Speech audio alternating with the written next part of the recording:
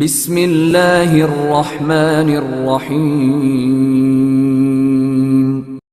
صحرا کی دعا ہے ماتم یہ ماتم کیسے رک جائے، صحرا کی دعا ہے ماتم۔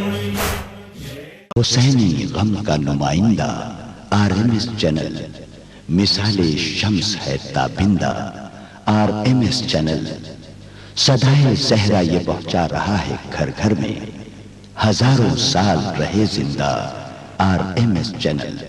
بچپن ہو لڑکپن ہو جوانی کے ضعیفی، سب کی ہے پسند ایک وقت RMS چینل۔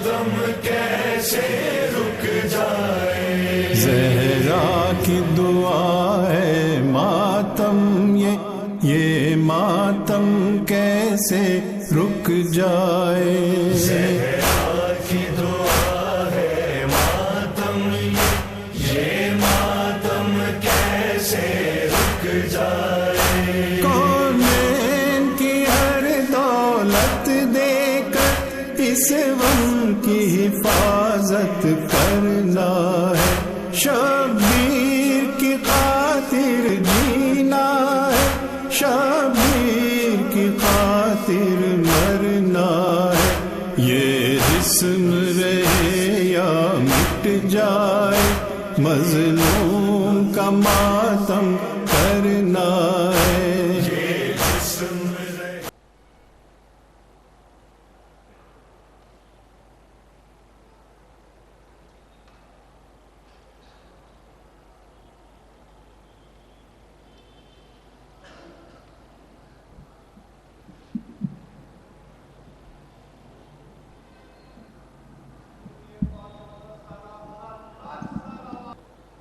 فاتحہ۔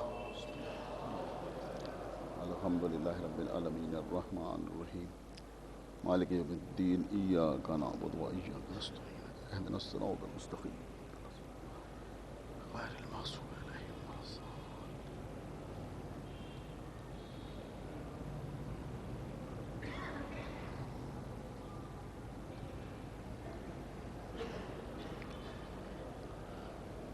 اعوذ باللہ السمیع العلی العظیم من الشیطان اللعین الرجیم، بسم اللہ الرحمن الرحیم۔ الحمد للہ الذی ہدانا لہذا وما کننا لنہتدی لولا ان ہدانا اللہ، لقد جاءت رسل ربنا بالحق، الصلاة والسلام على صاحب الدین والاسلام والحل والحرام والرکن والمقام والصلاة والصیام والسجود والقیام والشریعة والاحکام والحجة والبرہان والمحبت والعرفان والحق والبیان والکتاب والقرآن، سیدنا و نبینا و شفیعنا و مولانا و مولا الثقلین جد الحسن والحسین ابی القاسم محمد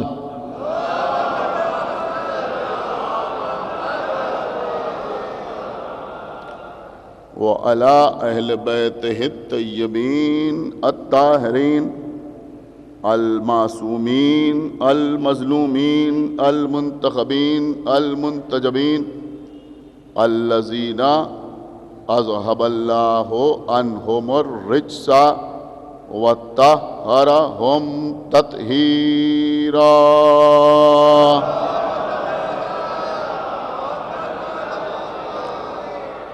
وَلَعْنَةُ اللَّهِ عَلَىٰ أَعْدَائِهِمْ وَقَتَلَتِهِمْ وَغَاصِبِي حُقُوقِهِمْ وَمُنْكِرِي فَضَائِلِهِمْ وَمَصَائِبِهِمْ وَشَجَاعَتِهِمْ وَسَخَاوَتِهِمْ وَطَهَارَتِهِمْ وَوِلَایَتِهِمْ وَعَظَمَتِهِمْ وَعَطَشِهِمْ أَجْمَعِينَ مِنَ الْآنِ إِلَى يَوْمِ الدِّينِ. اللہم عذبہم عذابا یستغیث منہ اہل النار. آمین رب العالمین.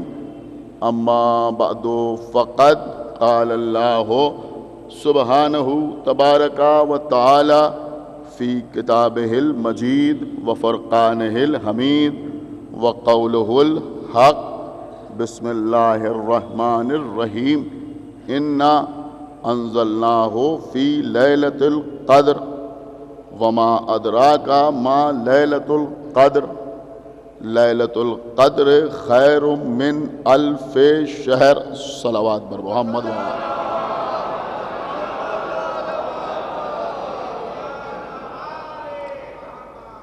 اگر میری آواز عزا خانے کے اندر بیٹھے ہوئے تمام حضرات تک مناسب طریقے سے پہنچ رہی ہے تو ایک گزارش ہے کہ یہ بیچ میں جو خلا ہے یہ مناسب نہیں لگ رہا ہے. جو حضرات پیچھے بیٹھے ہیں ان سے گزارش ہے کہ تھوڑا تھوڑا آگے تشریف لے آئیں.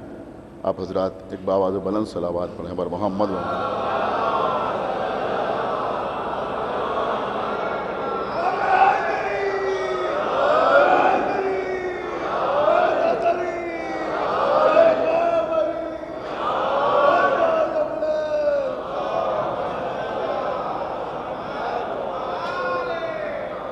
بہت بہت شکریہ آپ حضرات کا زحمت گوارہ کرنے کے لیے. حضرات اہل بیت اطہار علیہم السلام کا کرم ہے.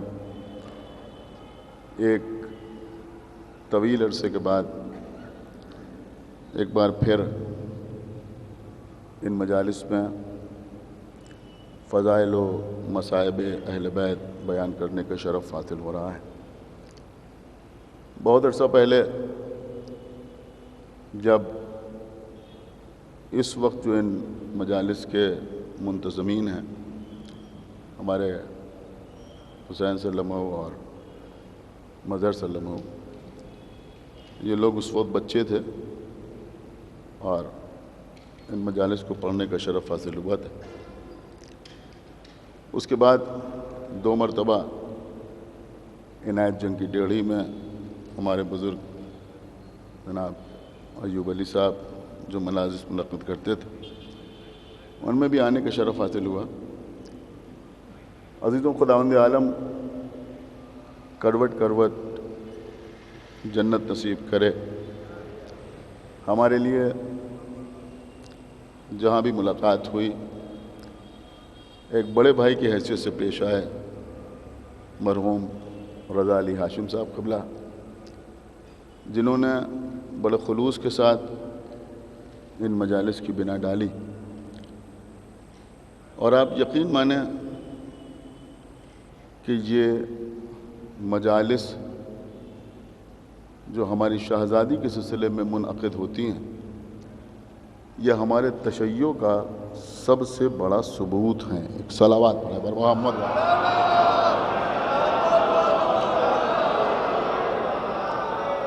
اور یہ ایک بہت بڑی خدمت بھی ہے اور میں سمجھتا ہوں کہ اس سلسلے کی مجالس تبلیغ کا بہت بڑا ذریعہ بھی قرار پاتی. میرے خیال میں یہاں بیٹھے ہوئے حضرات میں کوئی شخص ایسا نہ ہوگا جو میری بات سے اتفاق نہ رکھے کہ آپ ساری دنیا میں گھوم کے دیکھیں جتنے لوگ اپنے اپنے فرقوں کو چھوڑ کر مشرف بہ ایمان ہوتے ہیں، یعنی تشیع کو قبول کرتے ہیں، اشہد ان محمد رسول اللہ کے بعد اشہد ان علی ولی اللہ کی منزل تک آتے ہیں، ان میں بیشتر حضرات وہ ہیں کہ اگر آپ ان سے پوچھیں کہ تم شیعیت کی طرف کیوں آئے تو ان کا ایک ہی جواب ہوتا ہے کہ ہم نے کسی تقریر میں سنا یا ہم نے کسی کتاب میں پڑھا کہ رسول کی اکلوتی بیٹی اپنا حق مانگنے کے لیے دربار میں گئی اور بی بی کو ان کا حق نہیں دیا گیا، اور جب ہم نے یہ سنا یا ہم نے پڑھا تو جستجو پیدا ہوئی، اشتیاق پیدا ہوا، اور ہم نے ریسرچ کی، ہم نے تحقیق کی، اور اس کے بعد ہم کو جو حقیقی راستہ تھا وہ حاصل ہو گیا۔ عزیزوں، آج کی اس مجلس میں اول میں آپ کے سامنے اسی سلسلے کو آگے بڑھاتے ہوئے یہ عرض کرنا چاہوں گا کہ ابن ابی الحدید معتزلی، ابن ابی الحدید معتزلی جنہوں نے نہج البلاغہ کی شرح لکھی ہے، اور اکثر ہمارے علماء اور خطباء اس شرح نہج البلاغہ کا حوالہ دیتے رہتے ہیں، آپ سنتے رہتے ہیں۔ یہ الگ بات ہے کہ ابن ابی الحدید معتزلی تھے، شیعہ نہیں تھے، لیکن لوگوں کی عادت ہے کہ اگر کوئی فضائل اہل بیت بیان کرتا ہے تو اسے شیعہ کہنا شروع کر دیتے ہیں، لہذا لوگوں نے ان کو بھی شیعہ کہنا شروع کیا، حالانکہ حقیقت میں وہ شیعہ نہیں تھے، معتزلی تھے۔ انہوں نے اپنی کتاب میں اول ایک واقعہ لکھا ہے، وہ کہتے ہیں کہ میں نے ایک کتاب میں، اپنی کسی کتاب میں، اس کتاب کا نام انہوں نے نہیں لکھا، وہ کہتے ہیں کہ میں نے اپنی کسی کتاب میں ایک واقعہ دیکھا۔ دیکھیں بہت توجہ کے ساتھ سماعت فرمائیں، پہلی چیز آپ کی خدمت میں عرض کر رہا ہوں۔ وہ کہتے ہیں میں نے یہ دیکھا روایت میں کہ جب پیغمبر مکے سے ہجرت کر کے مدینے آ گئے تو پیغمبر کے پیچھے پیغمبر کی سب سے بڑی بیٹی، یہ بات آپ اپنے ذہن میں رکھیں کہ وہ شیعہ نہیں ہے، نہ روایت شیعوں کی ہے، لہذا وہ لکھتے ہیں کہ پیغمبر کی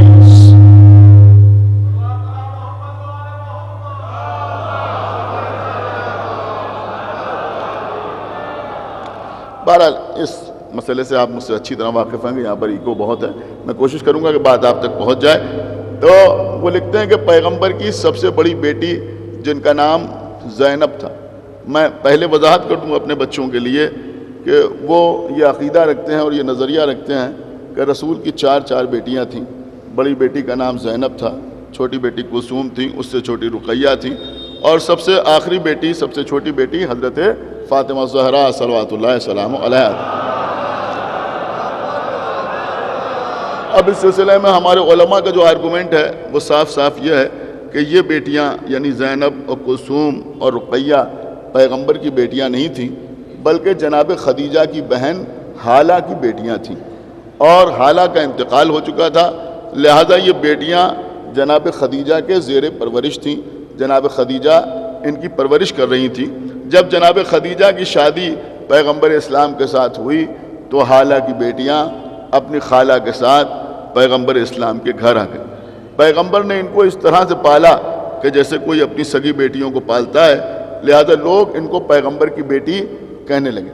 بہرحال ہمارے عقیدے کا اس روایت سے کوئی تعلق نہیں ہے، دوسروں کی روایت ہے، لیکن سنیے بات آپ کے مطلب کی ہے۔ ابن ابی الحدید معتزلی کہتے ہیں کہ میں نے کتاب میں دیکھا کہ پیغمبر کی بڑی بیٹی جن کا نام زینب تھا، پیغمبر کے مکے سے مدینے آنے کے بعد ایک اونٹ پر سوار ہو کر مکے سے مدینے کی جانب چلی۔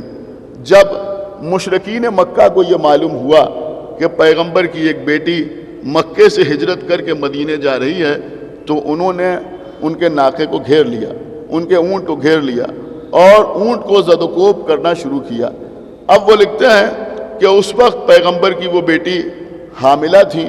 ایک شخص کہ جس کا نام ابن اسود تھا، اس نے ایک نیزہ ان بی بی کی محمل پر مارا۔ کہاں مارا؟ بی بی کی محمل پر مارا، جس کی وجہ سے اسقاط حمل ہو گیا، یعنی بی بی کا حمل ساقط ہو گیا۔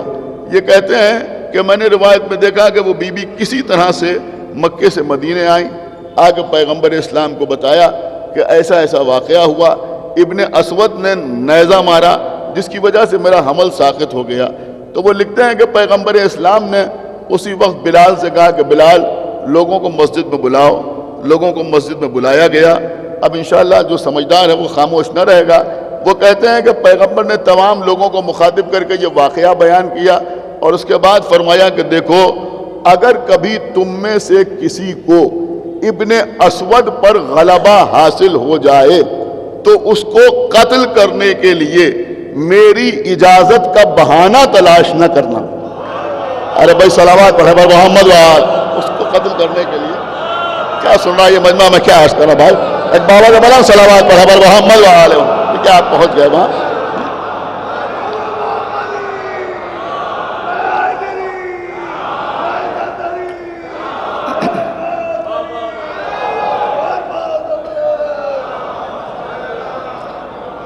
تو پیغمبر نے کیا فرمایا کہ اگر کسی کو ابن اسود پر غلبہ حاصل ہو جائے تو پھر وہ مجھ سے اجازت مانگنے کا بہانہ نہ تلاش کرے کہ پیغمبر کی اجازت ہو تو اسے قتل کیا جائے۔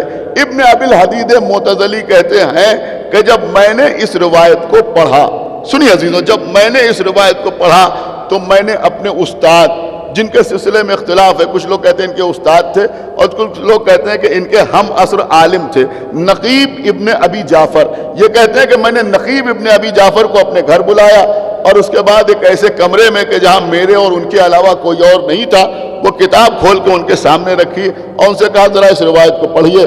تو انہوں نے اس روایت کو پڑھا۔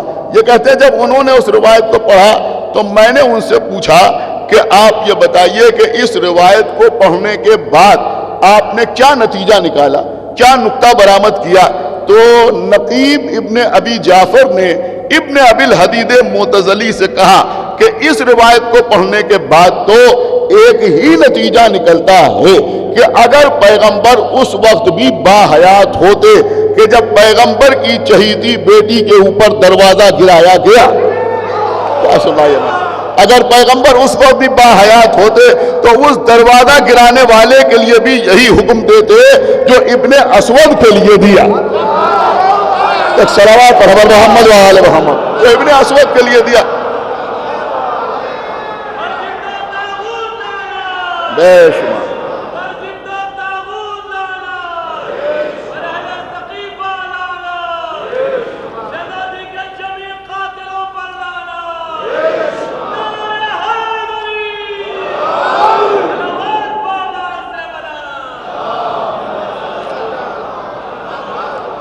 قبلہ میں بہت آرام سے پڑھ رہا ہوں، انشاءاللہ چند باتیں آج کی مجلس میں آپ کی خدمت پہ عرض کرنا ہے۔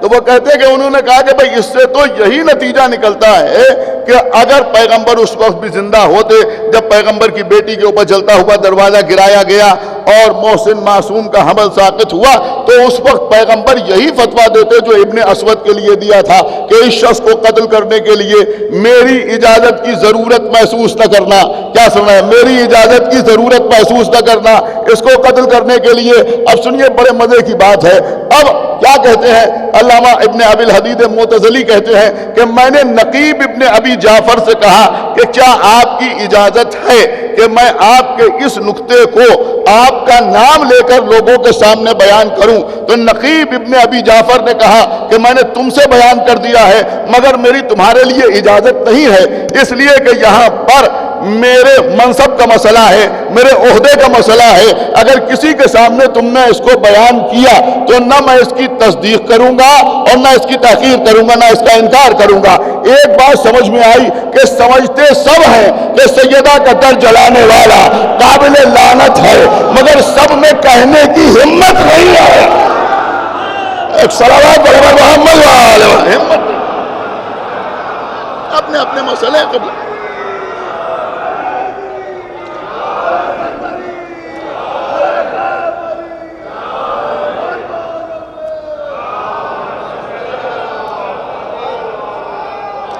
سب میں کہنے کی ہمت نہیں ہے۔ اب عزیزوں میں آپ کے سامنے کیا عرض کروں عزیزوں، ہم سارے ہندوستان میں گھوم گھوم کے مجالس پڑھتے ہیں لیکن اکثر مقامات پر ایسا ہوتا ہے کہ اگر کہیں جائیں تو لوگ کہتے ہیں صاحب یہ نہ پڑھیے گا، لوگوں کی دل آزاری ہو جائے گی، یہ نہ کہیے گا، को बुरा मान जाएंगे। ये न कहिएगा इत्तेहाद का आईना चकनाचूर हो जाएगा, आप हक़ ज़हरा बयान न कीजिए, आप फदक बयान न कीजिए, आप खिलाफत बयान न कीजिए। लोग कहते हैं भाई ठीक है, आप समझते हैं, अपने दिल में रखिए। मैं इस मजमे से सिर्फ एक जुमला कह के एक बात पूछना चाहता हूं, आप न बोलेंगे तो कौन बोलेगा कि भाई नकीब इब्ने अबी जाफर शिया नहीं है, लेकिन ये मानता है कि शहजादी को कत्ल करने वाले या शहजादी पर दरवाजा गिराने वाले को रसूल कत्ल का फतवा देते, लेकिन कहने की हिम्मत नहीं करता। अब आप मुझसे बताएं कि अगर हम भी बयान न करें, जुमला सुनने का अजीजों, 1 मिनट ठहर के जुमला सुन लीजिए, कि अगर हम भी बयान न करें तो पता कैसे चले कि उनका नकीब कौन है, अपना खतीब कौन है? सलावत पढ़े मोहम्मद वाले मोहम्मद, कैसे पता चले?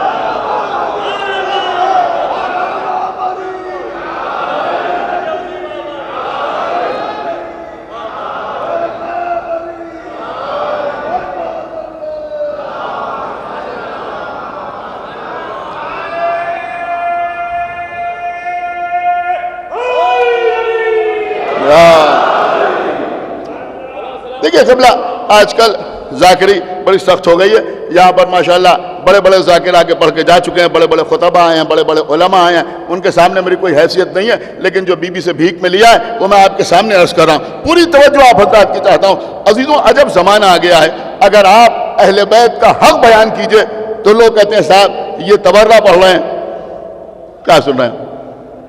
खुदा के लिए तवज्जो फरमाइएगा। और अगर फ़ज़ाइल बयान कीजिए तो लोग कहते हैं साहब ये गुलू कर रहे हैं। एक सलावत पढ़े मोहम्मद वाले को शायद आपने महसूस नहीं किया मैं क्या अर्ज कर रहा हूं।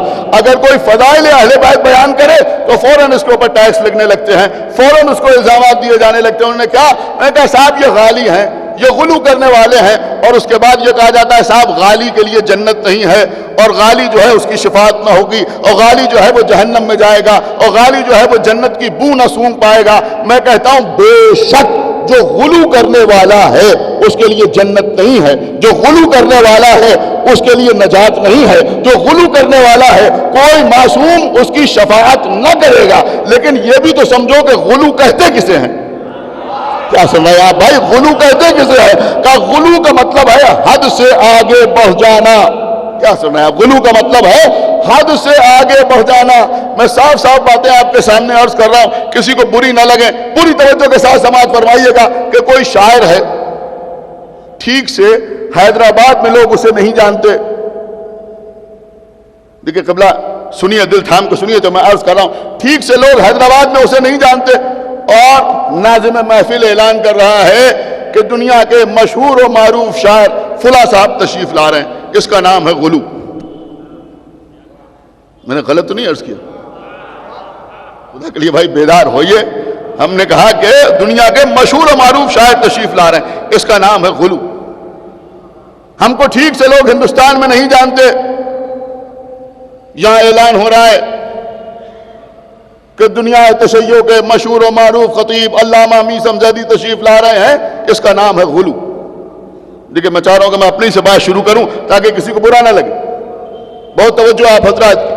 जिस शख्स के सर पर अमामा आ गया उसको मुज्तहिद कहना शुरू कर दिया, इसका नाम है गुलू। क्या सुन रहे हैं आप? मैं गलत तो नहीं अर्ज कर रहा? एक सलावत पढ़े पर मोहम्मद वाले। तो तवज्जो के साथ सुनिए जो मैं अर्ज कर रहा हूं, परेशान होने की बात नहीं है। मेरे ख्याल में इन सारे मसाइल से आप वाकिफ हैं। हम अपने बच्चे को गोद में लेके निकले, आपसे मुलाकात हुई, आपने कहा क्या चांद जैसा बच्चा है। बच्चा चांद जैसा नहीं है, इसका नाम है गुलू। कुछ गौर किया आपने? इसका नाम है गुलू। लेकिन कुछ लोगों ने माहौल ऐसा बना दिया है कि ऐसा महसूस होता है कि माज़अल्लाह गुलू का लफ्ज ईजाद ही हुआ है आले मोहम्मद के लिए। लानत हो ऐसे लोगों पर कि जिन्होंने माहौल ऐसा बना दिया कि ऐसा लगता है कि गुलू का लफ्ज ईजाद ही हुआ है हजरत मोहम्मद व आले मोहम्मद के लिए। हालांकि अजीजों, हकीकत यह है कि किसी के सिलसिले में गुलू हो सकता है, मगर अली के सिलसिले में गुलू नहीं हो सकता। आपने गौर किया या नहीं गौर किया? अली के सिलसिले में गुलू नहीं हो सकता। क्यों? का गुलू का मतलब है हद से आगे बढ़ जाना। ये कोई डायलॉग नहीं है, بلکہ ایک حقیقت ہے. ہمارے قبلہ بھی یہاں بیٹھے ہوئے ہیں, دیگر پڑھے لکھے حضرات بیٹھے ہوئے ہیں. بھیا یہ ایک حقیقت ہے کہ جب سے یہ دنیا خلق ہوئی ہے تب سے لے کر آج تک کسی ماں نے ایسا بچہ پیدا نہیں کیا جو میرے مولا کی حد جانتا ہو. ایک صلوات پڑھے محمد وآلہ محمد, جو میرے مولا کی حد جانتا.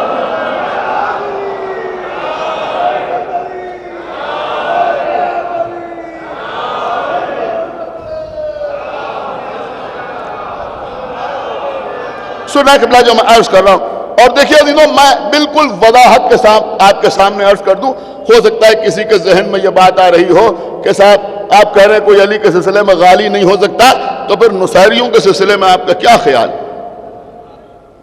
دیکھیں کسی کا کچھ بھی خیال ہو, کوئی کچھ بھی سمجھے, لیکن میں یہ سمجھتا ہوں, دیکھیں میں سمجھتا ہوں کہ حیدرآباد میں یہ جملہ کہنا شاید بہت آسان نہیں ہے, لیکن میں آپ کے سامنے عرض کر رہا ہوں کہ نصیری اور مقصر کی فکر ایک ہے.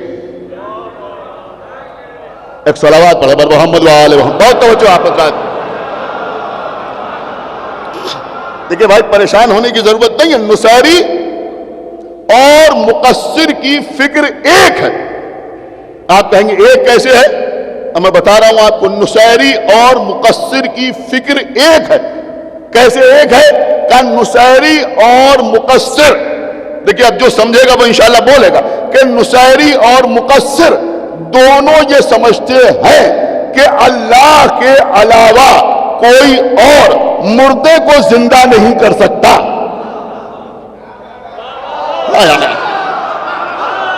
نہیں آپ نے بالکل ہی توجہ نہیں فرمائی, میں کیا عرض کر گیا بھائی. اور صلوات پڑھے محمد دونوں یہ سمجھتے ہیں. نہیں بھائی ایسے نہیں, میں نے بڑی اہم بات آپ کے سامنے عرض کر دی, شاید بالکل ہی توجہ سب نے نہیں فرمائی کہ بھیا نصیری اور مقصر دونوں یہ سمجھتے ہیں کہ اللہ کے علاوہ کوئی اور مردے کو زندہ نہیں کر سکتا. دونوں کا عقیدہ ایک ہے, دونوں کا نظریہ ایک ہے. اب نتیجہ کیا نکالتے ہیں کہ مقصر نے یہ نتیجہ نکالا کہ اللہ کے علاوہ کوئی اور مردے کو زندہ نہیں کر سکتا, لہذا اگر کوئی واقعہ ایسا پیش کیا جائے کہ علی نے ٹھوکر سے مردہ جلایا تو اس نے واقعے سے انکار کیا, جہنم واصل ہوا. کیا سنایا؟ جہنم واصل ہوا. اور نصیری کا مسئلہ یہ ہے کہ وہ بھی یہی سمجھتا ہے کہ اللہ کے علاوہ کوئی اور مردے کو زندہ نہیں کر سکتا, لہذا اگر علی کو مردہ جلاتے ہوئے دیکھا تو علی ہی کو اللہ کہنا شروع کر دیا. ایک صلوات پڑھے محمد وآلہ محمد.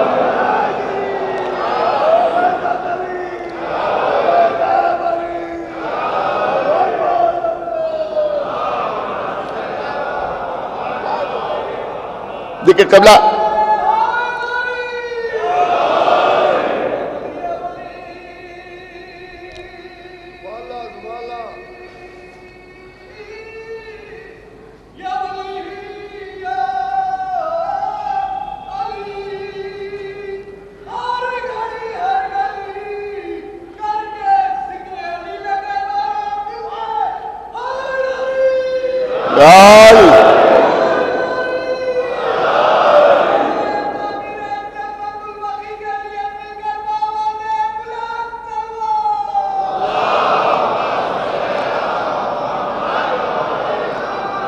دیکھیں آج پہلی مجلس ہے, تھوڑی سی تمہید مجھے عرض کرنا ہے, لہذا یہ سب باتیں میں آپ کے سامنے عرض کر رہا ہوں. انشاءاللہ سورہ قدر کے حوالے سے شہزادی کے سلسلے میں کچھ باتیں 3 مجالس میں مجھے آپ کے سامنے عرض کرنا ہے, لیکن اس سے پہلے میں ایک بات آپ کے سامنے یہ عرض کروں اور پوری توجہ آپ حضرات کی چاہتا ہوں. دیکھیں عزیزوں, آج کل زمانہ وہ ہے کہ ہر طرف سے اتحاد کی آوازیں بلند ہوتی ہیں. ہندو مسلمان میں اتحاد ہو, کیوں ہو؟ کہ اس لیے کہ دونوں کا بنانے والا ایک ہی ہے. بے شک اتحاد ہونا چاہیے, ان کا خالق بھی اللہ, ہمارا خالق بھی اللہ. مسلمانوں کے درمیان اتحاد ہو, بہت زور دیا جاتا ہے مسلمانوں کے درمیان اتحاد ہو. کیوں؟ کہ اس لیے کہ وہ بھی لا الہ الا اللہ کہتے ہیں, ہم بھی لا الہ الا اللہ کہتے ہیں, وہ بھی محمد الرسول اللہ کہتے ہیں, ہم بھی محمد الرسول اللہ کہتے ہیں. اگر بات اچھی لگے تمام حضرات کو تو صلوات پڑھیے گا, ورنہ بالکل نہ پڑھیے گا. میں جملہ عرض کر رہا ہوں اور جہاں بھی مجلس پڑھنے میں جاتا ہوں یہ پیغام ضرور دیتا ہوں کہ بھیا جب یہ آواز دی جا سکتی ہے کہ لا الہ الا اللہ کہنے والوں میں اتحاد ہو جائے, جب یہ آواز دی جا سکتی ہے کہ محمد الرسول اللہ کہنے والوں میں اتحاد ہو جائے, تو میثم زیدی کو یہ کہنے کا اختیار کیوں نہیں ہے کہ علی ولی اللہ کہنے والوں میں اتحاد ہو؟ ایک صلوات پڑھے محمد والے سارے.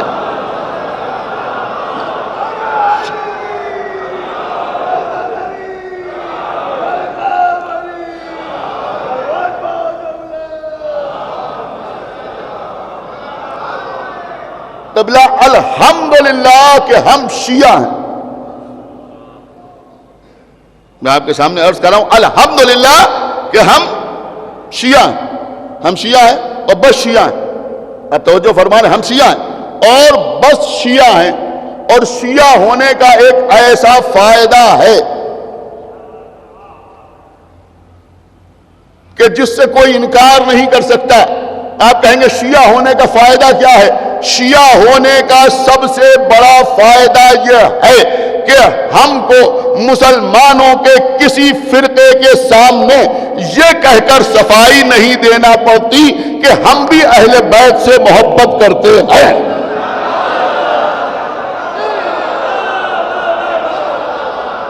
قبلہ یعنی بھائی ایک صلوات اور پڑھے محمد والے یہ کہہ کر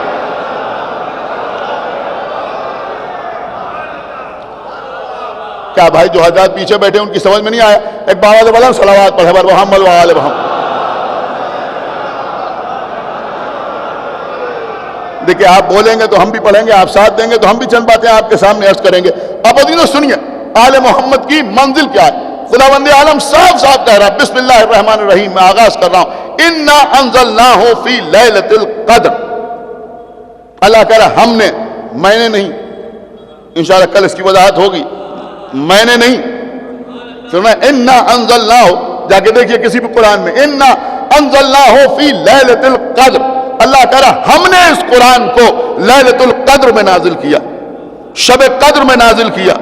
وما ادراک ما لیلۃ القدر, اور تم کیا جانو, تم کیا سمجھو کہ لیلۃ القدر کیا ہے. لیلۃ القدر خیر من الف شہر. یہ رات 2-4 راتوں سے نہیں, 10-20 راتوں سے نہیں, 1000 راتوں سے نہیں, بلکہ 1000 مہینوں سے افضل ہے. کس سے افضل ہے؟ 1000 مہینوں سے افضل ہے. دیکھیں عشروں کا موضوع ہے, لیکن میں چند باتیں شہزادی کے سلسلے میں آپ کے سامنے عرض کر کے انشاءاللہ تینوں مجالس کو تمام کر دوں گا. کہ اللہ کہہ رہا ہے کہ اس رات میں ہم نے قرآن کو نازل کیا, شب قدر میں نازل کیا. تمہیں کیا معلوم کہ اس کی منزل کیا ہے؟ تم کہاں ادراک کر سکتے ہو, تم کہاں سمجھ سکتے ہو کہ لیلۃ القدر کیا ہے؟ یہ رات 1000 مہینوں سے افضل ہے. کیوں افضل ہے؟ کیا اس رات میں روشنی ہوتی ہے؟ نہیں. کیا اس رات میں آسمان پر سورج ہوتا ہے؟ نہیں. کیا یہ رات سورج غروب ہونے کی وجہ سے وجود میں نہیں آتی؟ نہیں. جیسے باقی راتیں ویسے یہ رات. تو پھر افضل کیوں ہے؟ انہوں نے کہا افضل اس لیے ہے کہ اس رات میں اللہ نے قرآن نازل کیا. اس رات پہ اللہ نے قرآن نازل کیا, لہذا یہ رات 1000 مہینوں سے افضل ہے.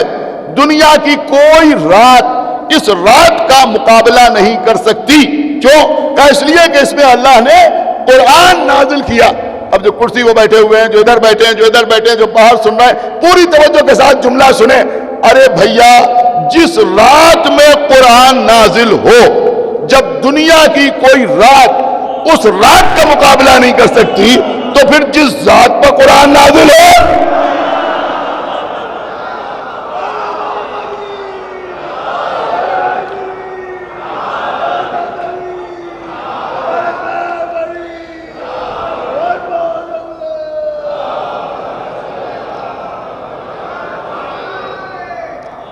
بھائی ایک صلوات اور پڑھے محمد وآل محمد.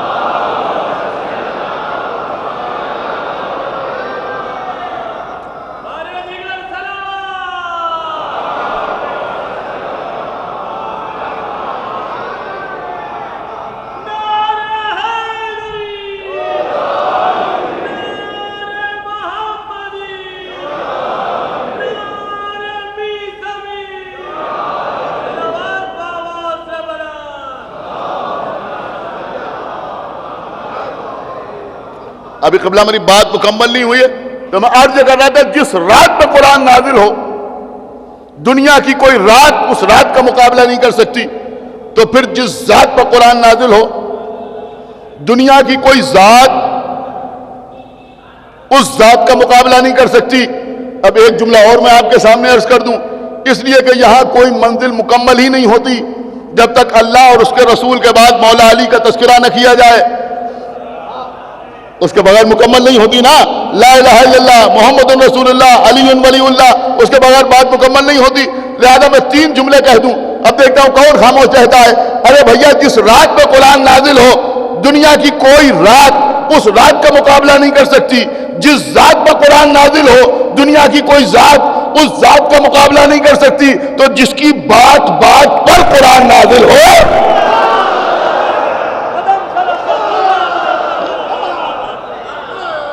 یہ خالی جملہ تو نہیں ہے. ایک صلوات پڑھے پر محمد و آل محمد، حقیقت ہے یا نہیں؟ اگر حقیقت ہو تو ہاتھ اٹھائیے گا، اور اگر حقیقت نہ ہو، خالی خطابت کا جملہ ہو تو خاموش رہیے گا کہ بھئی جس کی بات بات پر قرآن نازل ہو. ہے میرے مولا کی شخصیت ایسی ہے نہیں کہ جہاں بات بات پر قرآن نازل ہو رہا ہے، بات بات پر قرآن نازل ہو رہا ہے. تو عزیزوں میں عرض یہ کر رہا تھا کہ دنیا میں کوئی آل محمد کی برابری نہیں کر سکتا، کوئی آل محمد کی برابری نہیں کر سکتا. تھوڑی سی باتیں صبر کے ساتھ سن لیجیے عزیزوں. ایک ہمارے بہت زبردست عالم گزرے ہیں، آغائے مستنبت، آپ اسے بہتر طریقے سے واقف ہوں. زبردست عالم آغائے مستنبت. آغائے مستنبت نے امالیہ شیخ صدوق کا مطالعہ کیا. ایک بات کی وضاحت میں بچوں کے لیے کر دوں، اس لیے کہ مجلس کا مقصد یہ ہوتا ہے کہ جو بچے یہاں آئے ہیں وہ جائیں تو اپنے ساتھ کچھ نہ کچھ لے کے جائیں. دیکھیں یہ کتابیں جو آپ نام سنتے ہیں، امالیہ شیخ صدوق، امالیہ توسی، امالیہ شیخ مفید، یہ جو کتابیں امالی کے نام سے ہیں یہ علماء نے تحریر نہیں کی. امالیہ شیخ صدوق کی تحریر کی ہوئی کتاب نہیں. یہ امالی جو ہے یہ املا سے بنا ہے. املا کا مطلب ہے ڈکٹیٹ کرنا، ڈکٹیشن بولنا. سمجھ رہے ہیں آپ؟ 2 روایتیں ہیں. کچھ لوگوں کا خیال یہ ہے کہ ان علماء کے دنیا سے جانے کے بعد ان کے شاگردوں نے ان کی تقاریر کو جمع کیا اور کتابی شکل دی. اور کچھ لوگ یہ کہتے ہیں، جو زیادہ بات مستند ہے، کہ یہ علماء زندگی بھر جب تک ان میں طاقت رہی آل محمد کے حق کے دفاع میں قلم چلاتے رہے. کیا سن رہے ہیں آپ؟ خدا کے لیے توجہ فرمائیے. ایک صلوات پڑھے پر محمد و آل محمد. دیکھیں گھبرانے کی بات نہیں ہے، عالم ہوتا ہی وہی ہے کہ جو عارف آل محمد ہو. تو جب تک ان کی جان میں جان رہی، طاقت رہی، قوت رہی، یہ لوگ آل محمد کے سلسلے میں قلم چلاتے رہے. جب بیمار ہو گئے، اب بستر پر لیٹے ہوئے ہیں، اب ہاتھوں میں اتنا دم نہیں ہے کہ قلم اٹھائیں، کاغذ پر کچھ تحریر کریں، لکھ نہیں سکتے. تو اب کیا ہوا کہ ان کے چاروں طرف ان کے شاگرد جمع رہتے تھے اور یہ بول بول کر اہل بیت کے فضائل تحریر کراتے تھے. کیا سن رہے ہیں آپ؟ خدا کے لیے توجہ فرمائیے. جو میں عرض کر رہا ہوں، املا کر کے یعنی ڈکٹیٹ کر کے، اب اس سے زیادہ میں وضاحت نہیں کر سکتا بچوں کے لیے، ڈکٹیٹ کر کے یہ کتابیں لکھواتے تھے. تو جو کتابیں اس طرح سے لکھی گئیں ان کو امالی کہتے ہیں. کیا سنیں آپ؟ ان کو امالی کہتے ہیں. وہ کتابیں بھی ایسی ہیں کہ جو لاجواب ہیں، وہ کتابیں بھی ایسی ہیں کہ جن کا کوئی جواب نہیں ہے. ایک بات سمجھ میں آئی کہ یہ ہمارے وہ علماء تھے کہ جنہوں نے در اہل بیت پر سر خم کر کے علم حاصل کیا تھا. کیا سن رہے ہیں آپ؟ اہل بیت کے در پر سر خم کر کے علم حاصل کیا تھا. ان کے ہاتھوں میں حرکت نہیں ہے، قوت رفتار نہیں ہے، لکھ نہیں سکتے، انتہا یہ ہے کہ چل پھر نہیں سکتے. کھانا کوئی اور کھلاتا ہے، پانی کوئی اور پلاتا ہے، لیکن ذہن اتنا حاضر رہا. کیا سنا یہ مجمع میں کیا عرض کر رہا ہوں کہ ذہن اتنا حاضر رہا کہ بول بول کے کتابیں لکھوا دی. اب ہمارا پیغام ہے تمام لوگوں تک جہاں جہاں ہماری آواز جا رہی ہے کہ بھیا جب اتنی بیماریوں کا اثر ہمارے ان علماء کے ذہن پر نہیں ہوتا تو ہلکے سے بخار کا اثر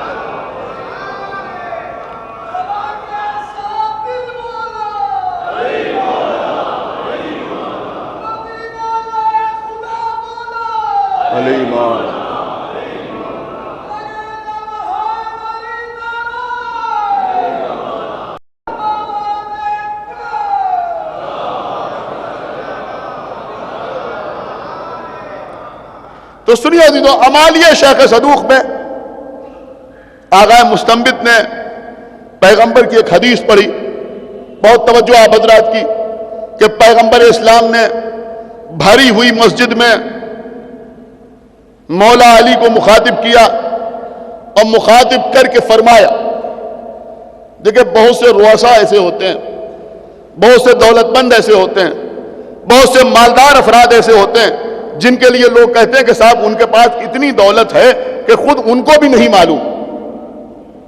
آپ سنتے ہیں نا، اکثر کہتے ہیں لوگ کہ صاحب ان کے پاس اتنی دولت ہے، اتنا مال ہے کہ خود ان کو بھی نہیں معلوم، ان کے پاس بھی حساب نہیں ہے کہ ان کے پاس کتنی دولت ہے. اس کا مطلب یہ ہوا کہ مال تو ہے مگر اس مال کا علم نہیں ہے، دولت تو ہے مگر اس دولت کا علم نہیں ہے. اب اس پس منظر میں پیغمبر کا جملہ سنیے گا، اگر آپ نے محسوس کر لیا تو انشاءاللہ خاموش نہ رہیں گے. بڑی نزاکت ہے کہ پیغمبر اسلام نے فرمایا کہ اللہ نے علی کو اتنے فضائل عطا کیے ہیں کہ خود علی کے علاوہ کوئی اور نہیں جانتا. بھائی ایک صلوات پڑھے محمد علی کے علاوہ.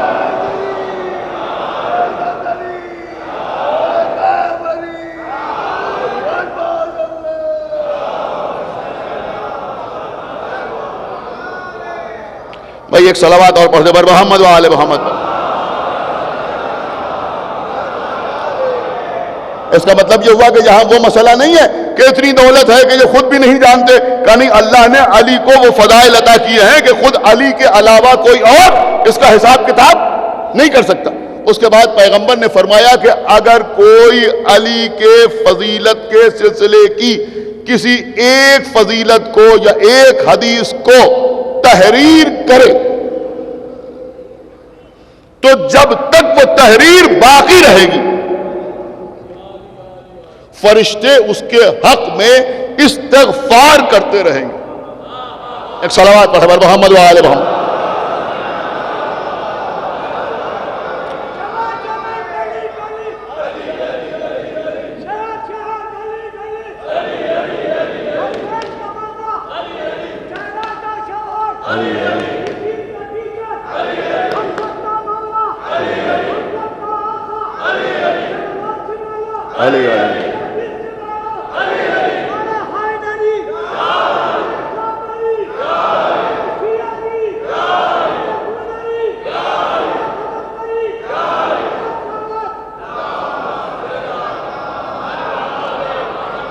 سنیے قبلہ، بہت توجہ کے ساتھ سنیے، بڑی سنجیدہ گفتگو میں آپ سے کر رہا ہوں. تو آغا مستنبط نے جب اس حدیث کو پڑھا تو آغا مستنبط کے دل میں یہ خیال پیدا ہوا کہ میں بھی اپنے علم کا استعمال اس راستے پر کروں کہ اہل بیت کے فضائل کے سلسلے کی کوئی کتاب تحریر کروں.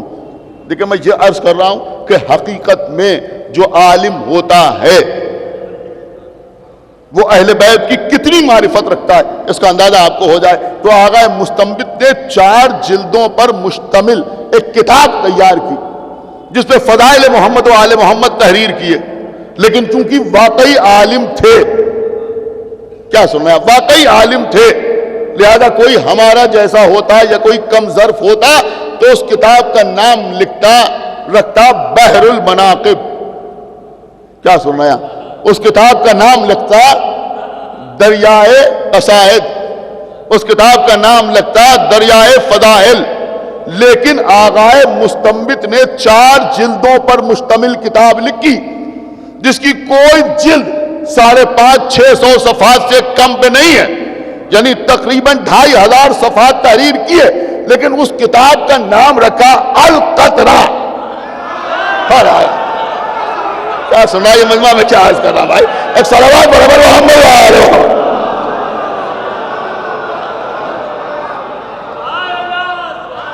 ایک صلوات اور پڑھ بر محمد وآلہ محمد.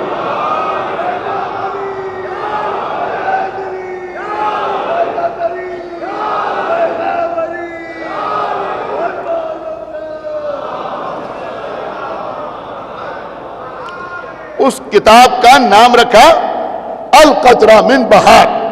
مطلب کیا ہوا؟ مطلب یہ ہوا کہ اہل بیت کے فضائل کے سمندروں کا ایک قطرہ، اہل بیت کے فضائل کے سمندروں کا ایک قطرہ. اب عزیزوں اس وقت عالم یہ ہے کہ اگر اس قطرے سے نکال کے کچھ پیش کیا جائے تو لوگوں سے سنبھالا نہیں جا رہا ہے. اب آپ مجھے بتائیں بھائی کہ جب فضائل آل محمد کا قطرہ نہیں سنبھالا جاتا ہے، یہ آل محمد کے فضائل. ایک صلوات اور پڑھا محمد و آل محمد.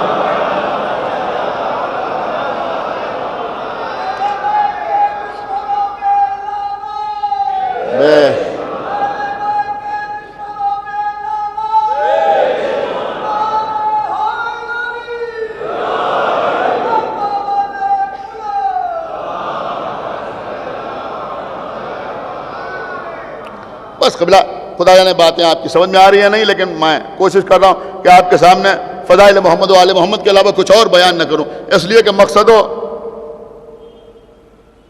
مقصد جو ہے اس مجالس کا صرف اور صرف یہی ہے، ممبر پر ذاکر اسی لیے آتا ہے. تو بہرحال عزیزوں اس کتاب میں جس کا نام ہے القطرہ، آغا مستمد تحریر فرماتے ہیں. اب جو تحریر فرماتے ہیں وہ میں آپ کے سامنے عرض کر رہا ہوں. وہ لکھتے ہیں کہ ہمارے اور آپ کے چھٹے امام کے زمانے میں، سنیے اب میں آگے اپنی منزل کے اوپر اگر نہیں سمجھا دی کوئی اپنا نقطہ پیش کر رہا ہو تو آپ پہ اختیار ہے، بولیں یا نہ بولیں، خاموش رہیں، خالی گردن ہلائیں، ہاتھ اٹھائیں، نعرہ لگائیں نہ لگائیں، لیکن آپ کے امام کی بات آپ کے حوالے کر رہا ہوں. وہ لکھتے ہیں کہ چھٹے امام کے زمانے میں اہل بیت کے شیعہ دو حصوں میں تقسیم ہو گئے، دونوں کی رائے الگ الگ، دونوں کا نظریہ الگ الگ. دیکھیے قبلہ ایک بات میں بالکل وضاحت کے ساتھ آپ کے سامنے عرض کر دوں کہ نظریے کا اختلاف فساد نہیں ہے، اس لیے کہ نظریے کا اختلاف وہیں ہوتا ہے جہاں کوئی نظریہ ہوتا ہے. جہاں اہل نظر ہی نہ ہوں وہاں نظریے کا اختلاف کیا ہوگا؟ آپ میری بات سمجھ رہے ہیں؟ تو اختلاف ہو گیا. اختلاف کس بات پر ہوا؟ سنیے عزیز، اختلاف کس بات پر ہوا؟ دیکھیں عزیزوں یہ چیز جو آج میں آپ کے سامنے عرض کر رہا ہوں اگر سمجھ میں آ جائے تو تمام مسائل آسان ہوتے چلے جائیں. اختلاف کس بات پر ہوا؟ کا اختلاف اس بات پر ہوا کہ ایک گروہ کا کہنا یہ تھا کہ خلق کرنا اور رزق عطا کرنا صرف اور صرف اللہ کا کام ہے. کیا سن رہا ہے یہ مجمع؟ اللہ کے علاوہ نہ کوئی اور خلق کر سکتا ہے، نہ اللہ کے علاوہ کوئی اور رزق دے سکتا ہے. ایک گروہ کا یہ نظریہ تھا. دوسرا گروہ یہ کہہ رہا تھا کہ نہیں، یہ محمد و آل محمد خلق بھی کر سکتے ہیں، سن رہے ہیں، اور رزق بھی دے سکتے ہیں. نہیں سن رہا یہ مجمع شاید.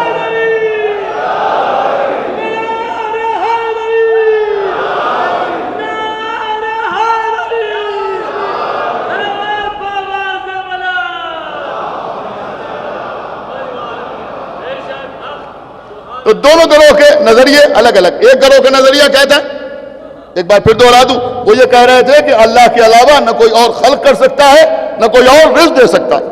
اور دوسرا گروہ یہ کہہ رہا تھا کہ نہیں، محمد و آل محمد خلق بھی کر سکتے ہیں اور رزق بھی دے سکتے ہیں. دونوں گروہ کے نمائندے امام کی خدمت میں حاضر ہوئے. ہائے ہائے ہائے، سن رہا ہے؟ نہیں، دونوں گروہوں کے نمائندے امام کی خدمت میں حاضر ہوئے اور آ کے امام سے کہا کہ ہمارے درمیان یہ اختلاف ہو گیا ہے. اب سنیں سارا مجمع اور دیکھیں جس کے دل میں ذرا سی بھی ولایت آل محمد موجود ہے، الگ میں اس طرح گفتگو نہیں کرتا، اب انشاءاللہ امام کے جملے پہ تو خاموش نہیں رہ سکتا.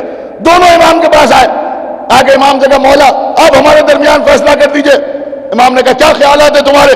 دونوں نے اپنا اپنا خیال بیان کیا. ایک نے کہا ہم یہ سمجھتے ہیں کہ اللہ کے علاوہ نہ کوئی اور خلق کر سکتا ہے نہ کوئی رزق دے سکتا ہے. دوسرے نے کہا ہمارا خیال یہ ہے کہ آپ لوگ آل محمد خلق بھی کر سکتے ہیں اور رزق بھی دے سکتے ہیں. اب جملہ سمجھنے کے لیے ذہنوں کو تھوڑا سا بلند کرنا پڑے گا، اس لیے کہ جو امام کا کلام ہوتا ہے وہ کلام کا امام ہوتا ہے. کیا جملہ میں آپ کے سامنے عرض کر گیا کہ جو امام کا کلام ہوتا ہے وہ کلام کا امام ہوتا ہے. اب دیکھیں دیکھتا ہوں کہ آپ نعرہ لگا کے سنتے ہیں یا خاموش رہ کے سنتے ہیں۔ امام نے فرمایا، آپ کے چھٹے امام نے فرمایا، امام نے فرمایا بے شک اللہ اپنے ارادے سے، لیکن جملہ سنیے گا، امام فرما رہے بے شک اللہ اپنے ارادے سے خلق بھی کرتا ہے اور رزق بھی دیتا ہے۔ کیا سن رہے ہیں؟ امام نے کیا فرمایا؟ امام نے فرمایا، جملہ ایک بار پھر سن لیجیے بھائی، سنیے گا، امام نے فرمایا کہ اللہ اپنے ارادے سے خلق بھی کرتا ہے اور رزق بھی دیتا ہے، لیکن ہمارے دل اللہ کے ارادے کے ٹھکانے ہیں۔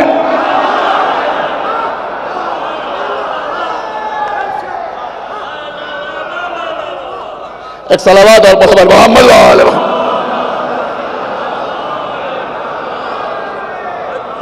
شاید آپ نے بات کو محسوس نہیں کیا، میں کیا عرض کر گیا کہ ہمارے دل جو ہیں، یعنی آل محمد کے جو دل ہیں، وہ اللہ کے ارادے کے ٹھکانے ہیں، اللہ کے ارادے کے ٹھکانے ہیں۔ میں لکھنؤ سے آیا ہوں، یہاں بھی اہل ادب بیٹھے ہوئے ہیں، ہم اپنی لکھنوی تہذیب کے اعتبار سے ایک جملہ آپ کی خدمت پہ عرض کر رہے ہیں کہ آپ سمجھ میں آیا امام نے کیا کہا کہ ہمارے دل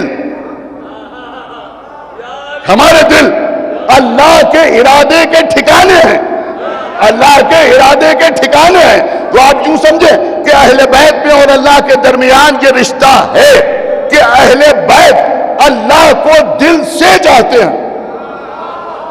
کیا سن رہے ہیں آپ؟ اور وہ جو کچھ چاہتا ہے ان کے دل سے چاہتا ہے۔ صلوات برابر محمد والے، جو کچھ چاہتا ہے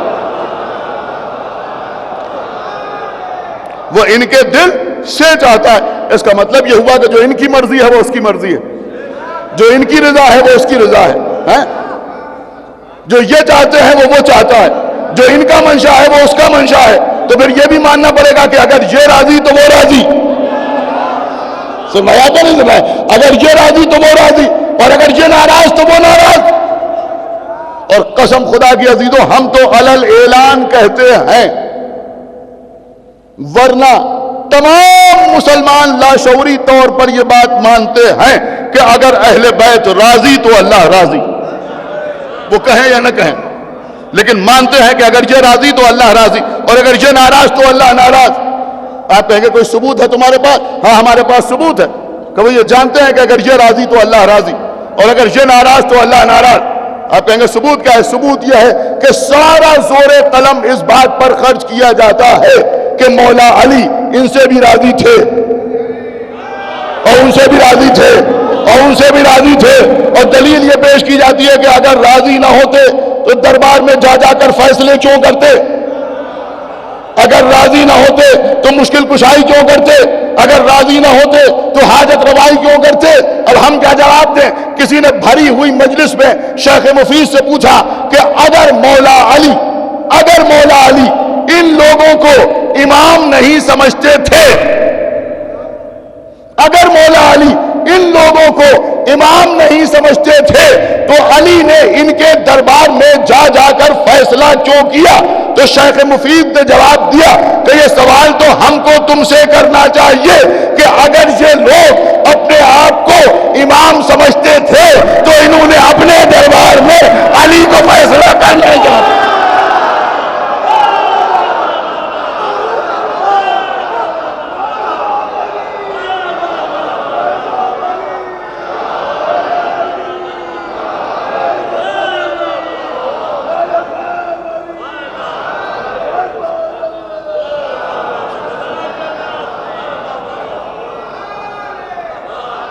ایک صلوات اور پڑھتے پر محمد وآل محمد۔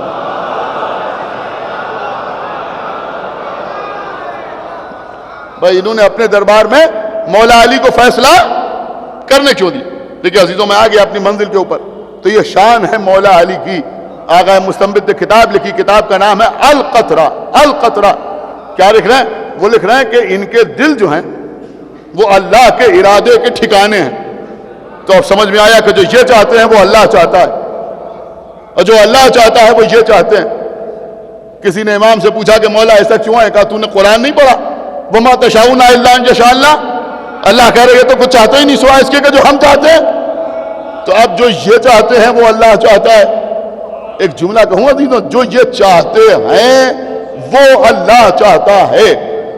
یہ مجمع سنے عزیزوں, اللہ نے ایک فرشتے کو دربان بنا کر جنت کے دروازے پر بٹھایا, کہا یہ رضوان جنت ہے. کیا کہا؟ نہیں غور کر رہے ہیں. کہا یہ رضوان جنت ہے. ہم نے آدم سے پوچھا یہ کون ہے؟ کہا رضوان. ہم نے نوح سے پوچھا یہ کون ہے؟ کہا رضوان. ہم نے موسیٰ سے پوچھا یہ کون ہے؟ کہا رضوان. ہم نے عیسیٰ سے پوچھا یہ کون ہے؟ کہا رضوان. ہم نے پیغمبر سے پوچھا یہ کون ہے؟ کہا رضوان. مسلمانوں سے پوچھا یہ کون ہے؟ کہا رضوان. لیکن ایک مرتبہ ہماری شہزادی نے چاہا. کیا سنائی من, خدا کے لیے بھائی بیدار ہو کے سنیے. ایک مرتبہ ہماری شہزادی نے چاہا, تو اب جب وہ رضوان در سیدہ پہ آیا تو آگے کہا انا خیاط الحسنین, میں حسنین کا دردی ہوں, میں حسنین کا دردی ہوں. اب جی چاہے بولیے گا, جی چاہے نہ بولیے گا, ارے بھیا جب ہماری شہزادی چاہے,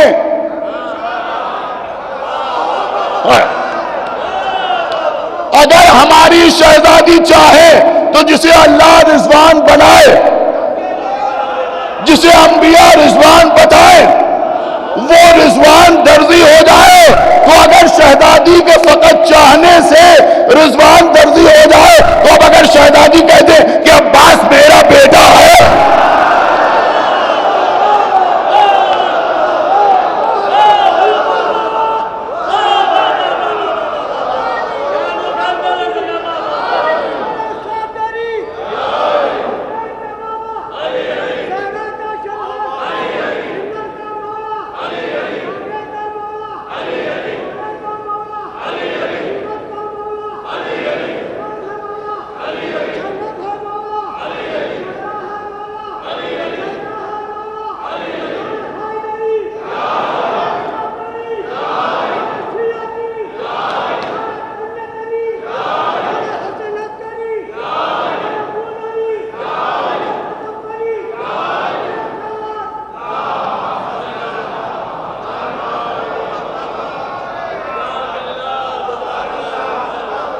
اللہ آپ کو سلامت رکھے. عزیزوں جیسے آپ سن رہے ہیں,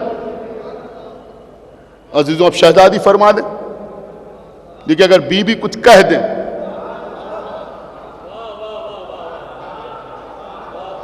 تو جو انہوں نے کہہ دیا وہ کہہ دیا, اس لیے کہ صدیقہ اس بی بی کو نہیں کہتے کہ جو ہو وہ کہے, بلکہ صدیقہ اس بی بی کو کہتے ہیں کہ جو کہہ دے وہ ہو جائے.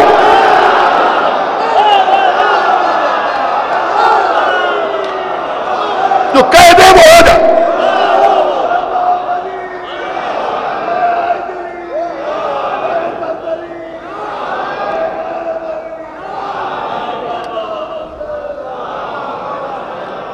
دیکھیے عزیزوں, آج کی مجلس میں نے چاہا کہ تھوڑی دیر میں ہم ایک دوسرے سے بے تکلف ہو جائیں. انشاءاللہ کل کی اور پرسوں کی مجلس میں آپ کے سامنے چند باتیں عرض کروں گا. اس وقت میں صرف یہ آپ کے سامنے عرض کر رہا ہوں عزیزوں کہ یہ بی بی زہرا سلام اللہ علیہا ہیں.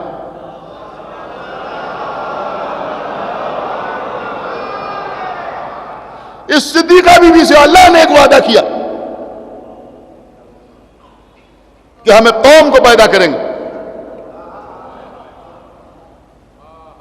قسم خدا کی دنیا ختم ہو جائے گی مگر یہ شیعہ ختم نہیں ہوں گے.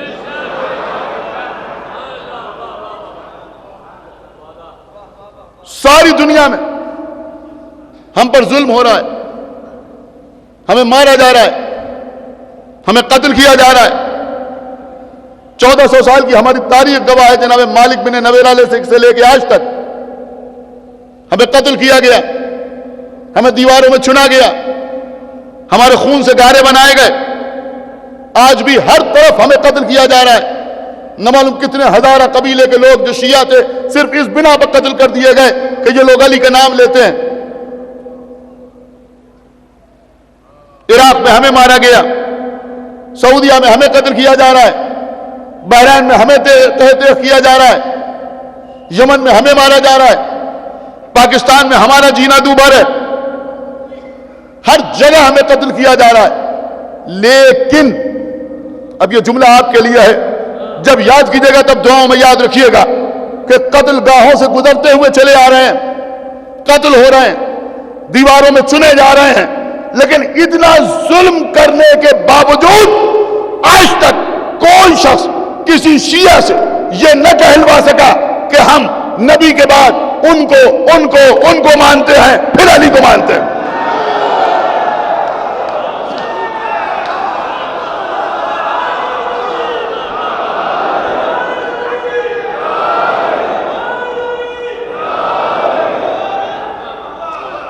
سمجھ رہا آپ یا نہیں سمجھ رہا؟ آج تک کوئی کہلوا دے گا کہ نہ کہلوا دے گا. اب ایک سوال کا جواب ہمیں دے دیجئے کہ بھیا جب 1400 سال سے آج تک اتنے ظلم کرنے کے باوجود کوئی ہم سے ان کی بیعت نہ لے سکا تو ہمارے مولا سے کسی کی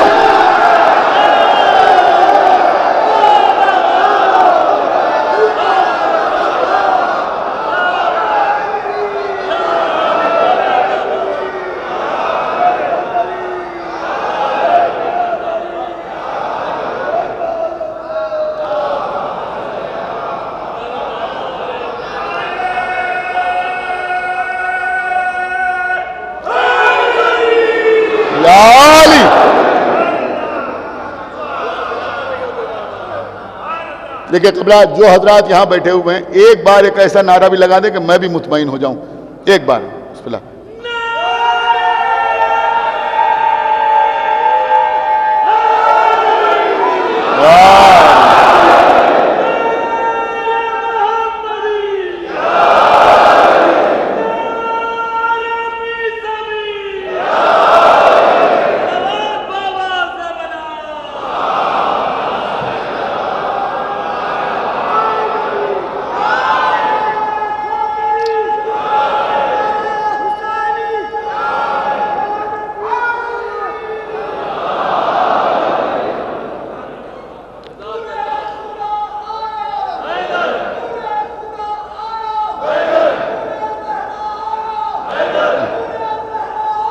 حیدر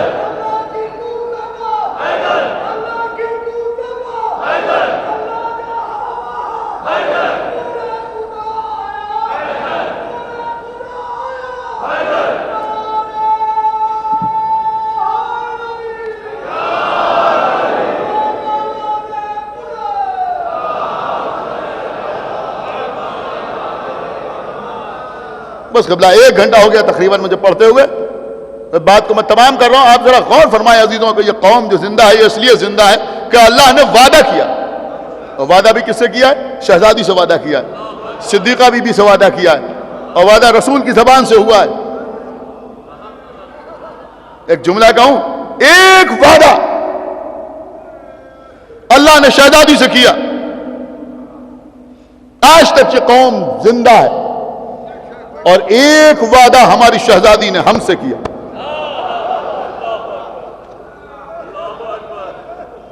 سنیے قبلہ, آپ روئیے گا ضرور لیکن تھوڑی دیر ٹھہر کے سن لیجیے. دیکھیں بڑے اعتراضات آج کل ہوتے ہیں, یہ آنسو, یہ رونا, یہ گریا, یہ ماتم, یہ مجلس. ایک آنسو کا قطرہ جنت میں کیسے لے کے جائے گا سمجھ میں نہیں آتا. کیا سمجھ میں نہیں آتا تمہاری؟ ایک آنسو کا قطرہ جنت میں کیسے چلا جائے گا؟ ارے گناہگار جنت میں کیسے جائے گا؟ اس وقت آپ میرے مزاج سے واقف ہو گئے ہوں گے, جن لوگوں نے اس سے پہلے مجھے سنا ہے وہ بھی جانتے ہیں مجھے. ہو سکتا ہے یہ جملہ عجیب سا لگے, بے شک میر سمزادی کہہ رہا ہے اس ادا خانہ زہرا میں بی بی کی مجلسوں کی پہلی مجلس میں کہ گناہگار جنت میں نہیں جا سکتا. میں کہہ رہا ہوں گناہگار جنت میں نہیں جا سکتا, اس لیے کہ گناہ رجس ہے, جنت پاک و پاکیزہ ہے. گناہگار جنت میں نہیں جا سکتا, بے شک نہیں جا سکتا. دیکھیں میری فکر کہیں اور جا رہی. نہیں، میں بات میں اور وزن پیدا کر دوں کہ گناہگار جنت میں نہیں جا سکتا۔ گناہگار جنت میں نہیں جا سکتا جیسے لوہا موم نہیں ہو سکتا۔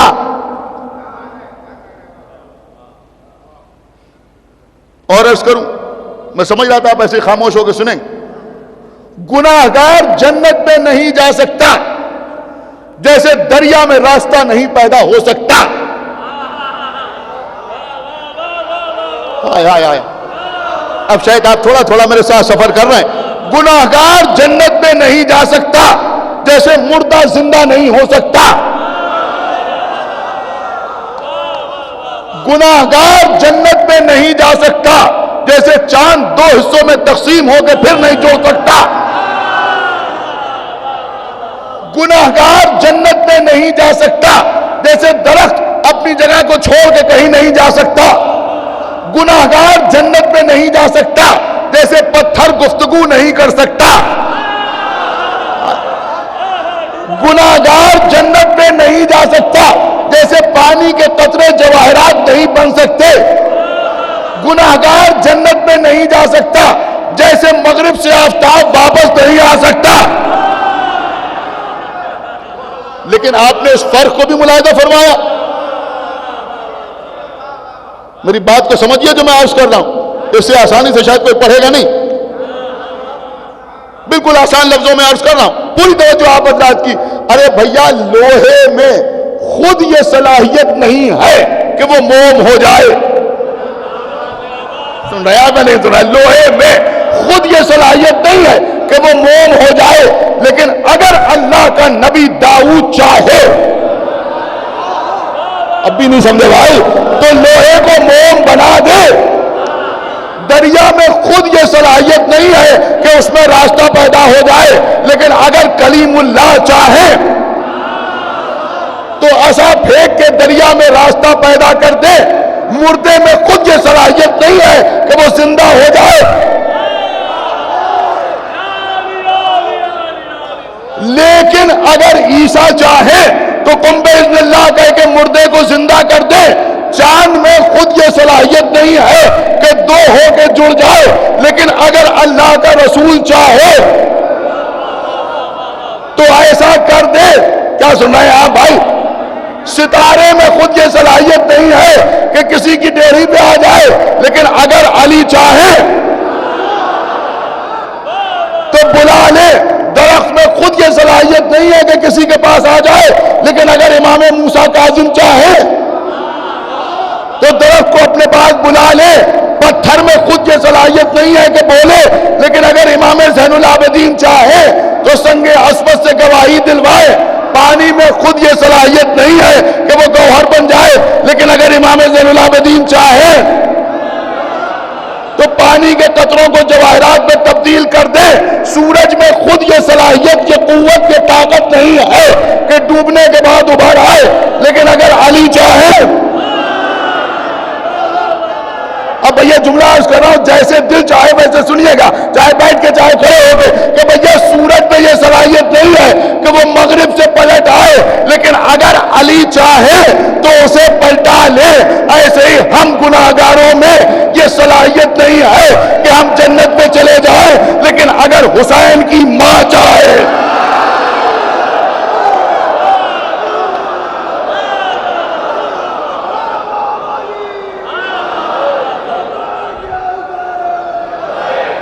پوچھا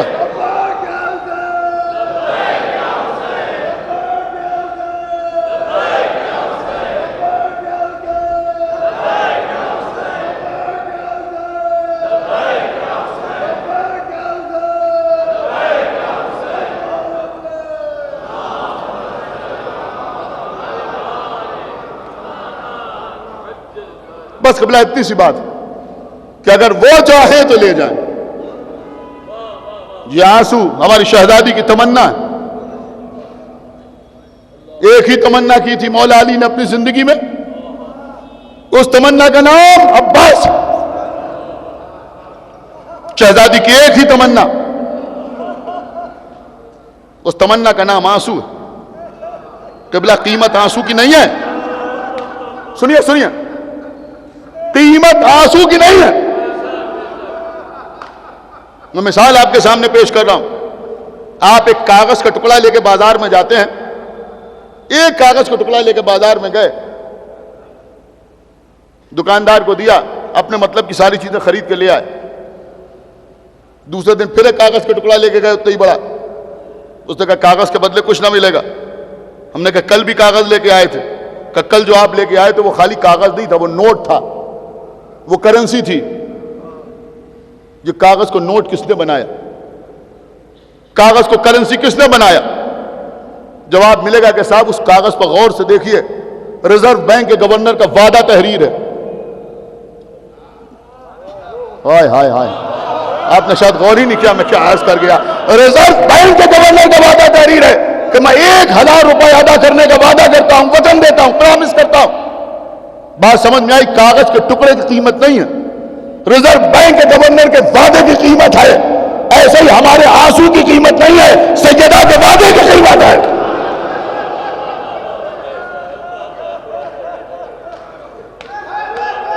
یہ جو بی بی نے وعدہ کیا,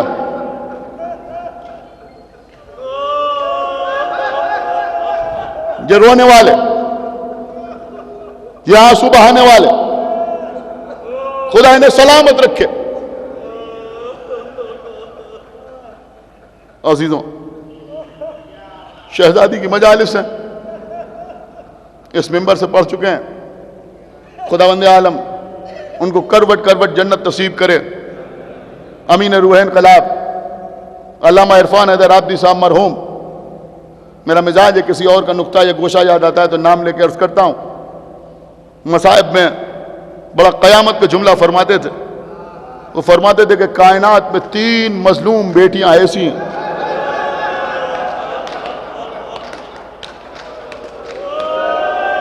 جن پر مظالم کے پہاڑ توڑ دیے گئے, لیکن کوئی یہ نہ بتا سکا کہ ان کی خطا کیا تھی.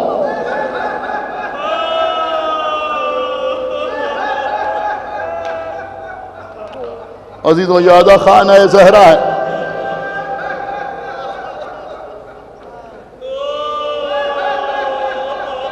اس قوم کے رونے کو یہی بات بڑی ہے. زہرا بڑے دربار میں حق مانگ رہی ہے.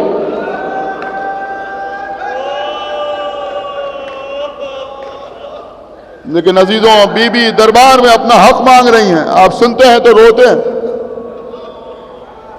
لیکن زینب ایک ایسے دربار میں کھڑی ہوئی ہیں جہاں 700 کرسی نشینوں کا مجمع ہے. سامنے بھائی حسین کا سر تشت چلا میں رکھا ہوا ہے, ہاتھوں میں رسیاں بندھی ہوئی ہیں. خدا آپ کو کسی غم میں نہ رلائے سوائے غم سرکار سید الشہداء. عزیزوں,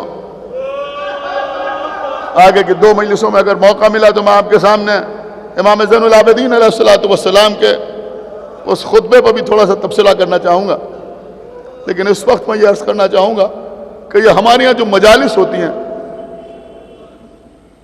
آپ کو معلوم ہے ان مجالس کے بانی بھی معصومین ہیں.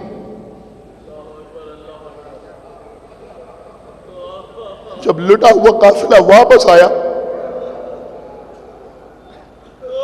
تو ہمارے اور آپ کے چوتھے امام ساری زندگی کیسے گزری کہ کوئی خوشی ملی بھی اگر کربلا کے بعد ہوٹوں نے مسکرانے سے انکار کر دیا. روئیے عزیزوں. لوگ ہمارے امام کے پاس آتے تھے, امام سے پوچھتے تھے کہ کربلا میں کیا گزر گئی. آپ کے چوتھے امام کربلا کے واقعات بیان کرتے تھے. اس طرح سے مجلسوں کی ابتدا ہوئی. یہ مردانی مجلس ہے جس پہ مرد آتے ہیں. جو مجلس اس وقت ہو رہی, یہ مردانی مجلسوں کی ابتدا مدینے میں امام زین العابدین علیہ السلام نے کی. لیکن عزیزوں, مردانی مجلسوں سے پہلے خواتین کی مجالس قائم ہوں. عزیزوں, میں نے کربلا محلہ میں میری سعادت ہے، یہاں کچھ چہرے مجھے نظر آ رہے ہیں، یہاں کے حضرات بھی تھے۔ اس 40 سے پہلے 40 میں ایک مجلس میں یہ مصائب پڑھے تھے، اس وقت دل چاہ رہا کہ میں آپ کے سامنے عرض کر دوں۔ مردانی مجلسوں سے پہلے خواتین کی مجلسوں کی ابتدا ہوئی، کب؟ کہ جب امام زین العابدین نے آگے فرمایا کہ پھوپھی زینب یزید ہمیں رہا کرنا چاہتا ہے، آپ بتائیے کہ آپ یہاں رہنا پسند کریں گے یا مدینے جائیں گے؟ کہ بیٹا سید سجاد کہہ دو یزید سے کہ ہم مدینے جائیں گے، یہاں رہ کے کیا کریں گے، لیکن ہم نے ابھی تک اپنے بھیا کا ماتم نہیں کیا ہے، لہذا ایک مکان خالی کرا دیا جائے جس پہ ہم اپنے بھیا کا ماتم کر لیں۔ مکان خالی ہوا، یہ بیویاں اس مکان میں پہنچی، 7 دن تک آقا حسین کا ماتم ہوتا رہا۔ بی بی زینب مجلس پڑھتی تھی، شام کی عورتیں چیخیں مار مار کر روتی تھی۔ عزیزوں میں نے کسی کتاب میں نہیں دیکھا، میں اپنی طرف سے کچھ نہیں پڑھ سکتا کہ بی بی زینب کے مجلس پڑھنے کا انداز کیا ہوتا تھا، لیکن ایک تصور ہے کہ جب آج ہم مجلس پڑھتے ہیں تو مصائب میں روایات پڑھتے ہیں، اشارے کرتے ہیں، نفسیاتی گوشے پڑھتے ہیں، آپ روتے ہیں، لیکن عزیزوں امام زین العابدین یا بی بی زینب ان لوگوں کو ان چیزوں کی ضرورت نہ تھی۔ ہو سکتا ہے جناب زینب کبھی ام لیلہ کے بازو پکڑ کے دکھاتی ہوں گی، دیکھو یہ ام لیلہ ہے، علی اکبر مارا گیا، بس اتنا کافی تھا عزیز۔ کبھی کہتی ہوں گے دیکھو یہ میرے بھیا کی بیوہ ام رباب ہے، اس کا 6 مہینے کا بچہ علی اصغر پیاسا تھا، میرے بھیا نے پانی مانگا لیکن بچے کو تیرے سے شعبہ سے شہید کر دیا گیا۔ یہ ام رباب ہے، اس کی بیٹی سکینہ قید خانہ شام میں ہم سے جدا ہو گئی۔ کبھی کہتی ہوں گے دیکھو یہ میری بہن ام کلثوم ہے، اس کی چادر کا محافظ عباس کربلا کے میدان میں مارا گیا۔ کبھی کہتی ہوں گے دیکھو یہ میرے بڑے بھائی کی بیوہ ام فروا ہے، قاسم کا لاشا پامال ہو گیا۔ اور کبھی سر و سینہ پیٹ کے کہتی ہوں گے دیکھو میں حسین کی بہن زینب ہوں، میرا بھیا حسین کربلا کے میدان میں مارا گیا۔ روئیے عزیزوں روئیے، دیکھیں جب رویا کیجئے تو تکلف سے نہ رویا کیجئے، شرما کے نہ رویا کیجئے۔ آپ کے چھٹے امام کے سامنے ابو بصیر بیٹھے ہوئے ہیں، مرثیہ پڑھا جا رہا ہے، رونے کے آداب بتائے ہیں آپ کے امام نے۔ مرثیہ ختم ہوا تھا، ابو بصیر تم نے گریہ نہیں کیا، آنسوؤں سے بھیگا ہوا رومال دکھایا، آقا یہ رومال آنسوؤں سے تر ہے۔ کہا نہیں ابو بصیر ایسے رویا کرو جیسے میری جدہ فاطمہ زہرا رو، جیسے کوئی بوڑھی ماں اپنے جوان لال کا ماتم کرتی ہے۔ اجرکم اللہ، خدا آپ کو کسی غم میں نہ رلائے، سوائے غم سرکار سید الشہداء۔ بس عزیزوں ایک درجہ اور، مردانی مجلسوں کی ابتدا کہاں ہوئی؟ مدینے میں جب قافلہ واپس آیا۔ اس سے پہلے زنانی مجلسیں، خواتین کی مجلسیں قائم ہوئی شام میں، بی بی زینب نے ایک مکان خالی کرا کے مجلسوں کی ابتدا کی۔ عزیزوں لیکن ہمارے یہاں خاص طور سے ہندوستان میں جہاں مردانی مجلس ہوتی ہے، زنانی مجلس ہوتی ہے، وہیں ایک مجلس اور بھی ہوتی ہے، بس وہ سن لیجئے مجلس تمام۔ وہ کون سی مجلس ہوتی ہے؟ کہ وہ بچوں کی مجلس ہوتی ہے۔ ہوتی ہے یا نہیں ہوتی؟ آپ کے گھر میں ہوتی ہے یا نہیں ہوتی؟ بچوں کی مجلس، چھوٹے چھوٹے بچے اپنے جیب خرچ سے پیسے جمع کرتے ہیں، بچا بچا کے اس سے تبرک خرید کے لاتے ہیں، گھر میں مجلس کا اہتمام کرتے ہیں۔ کوئی چھوٹا سا بچہ مرثیہ پڑھتا ہے، کوئی بچہ ذاکری کرتا ہے، کوئی بچے ماتم کرتے ہیں، ایک بچہ زیارت پڑھاتا ہے، بچے تبرک تقسیم کرتے ہیں۔ آپ کو معلوم ہے عزیزوں یہ مجلس کب قائم ہوئی؟ سب سے پہلے یہی بچوں کی مجلس قائم ہوئی۔ کہاں قائم ہوئی؟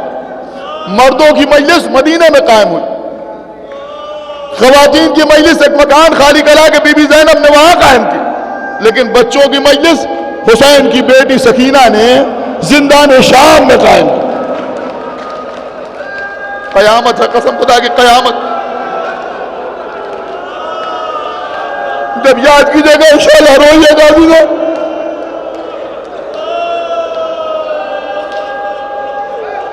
بچوں کی مجلس بی بی سکینہ نے قائم کی. کیسے؟ بس 5 منٹ میں مجلس تمام. عزیزوں جب زندان شام میں شام ہوتی تھی، دیکھیں قبلہ بچوں کی ایک فطرت ہوتی ہے. آپ کسی نئے شہر میں جائیں اور چوراہے پر کھڑے ہو جائیں، آدھا گھنٹہ 1 گھنٹہ آپ کھڑے رہیں، کوئی آپ کے پاس نہیں آئے گا. لیکن آپ کسی ان نون پلیس پہ جائیں اور اپنے بچے کو کھڑا کر دیں اور تھوڑا ہٹ کے کھڑے ہو جائیں، تو اگر آس پاس بچے کھیل رہے ہیں تو بچوں کی فطرت یہ ہوتی ہے کہ دھیرے دھیرے اس بچے کے قریب آنے لگتے ہیں. کچھ دیر تکلف سے گفتگو کرتے ہیں، پھر بے تکلف ہو جاتے ہیں. پھر آپ دیکھتے ہیں کہ ایسا لگتا ہے کہ یہ بچے بہت پرانے ملاقاتی ہیں. عزیزوں جب زندان شام میں شام ہوتی تھی تو حسین کی یتیمہ بی بی سکینہ زندان کے دروازے کے پاس آ کے سلاخوں کو پکڑ کے کھڑی ہو جاتی. دمشق میں رہنے والے چھوٹے چھوٹے بچے پہلے تو دور سے دیکھتے تھے، ایک دوسرے کو دکھاتے تھے، وہ دیکھو ایک بچی ہے جو قید خانے شام میں رہتی ہے. پھر دھیرے دھیرے وہ بچے قریب آنے لگے اور قریب آئے اور قریب آئے، پھر زندان کے بالکل قریب آنے لگے. اب وہ بچے بی بی سکینہ کو دیکھتے تھے. ایسی مجلس ہوتی تھی جس میں ذاکرہ قید خانے کے اندر، سننے والے قید خانے کے باہر. شروع میں وہ بچے بی بی سے سوال پوچھتے تھے. کیا سوال پوچھتے تھے؟ کسی بچے نے پوچھا بی بی تم قید خانے میں کیوں رہتی ہو؟ کوئی پوچھتا تھا بی بی تمہارے بابا تمہیں قید خانے سے لے کیوں نہیں جاتے؟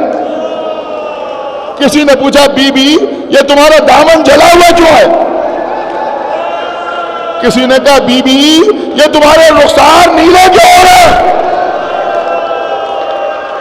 کوئی بچہ پوچھتا تھا بی بی یہ تمہاری کانوں کی لویں پھٹی ہوئی کیوں ہے؟